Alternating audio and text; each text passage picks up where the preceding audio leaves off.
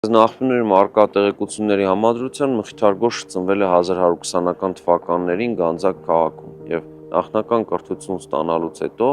արդեն ամբողջացրել է վարդապետի համար անհրաժեշտ կրթություն եւ ստացել վարդապետական գավազան։ Այստեղ կարելի է նշել, որ նրա ուսուցիչների շարքում է եղել Հովհաննես վարդապետ Տավուշցին եւ նա նաեւ այլ ուսուցիչների է ունկնդրել եւ հետո որոշել է, որ պետք է ավելի խորագիտակ դառնա, հմտանա իր ժամանակաշրջանում հայտնի տարբեր գիտությունների մեջ եւ այդ նպատակով մեկնել է Կիլիկյան Հայաստան, նույնիսկ թաքցրել է արդեն որ վարդապետ է եւ այստեղ Սև Լեռան վանքերում փաստորեն շարունակել է ստանալ լրացուցիչ կրթություն, տեղի իմաստուններից ստացել է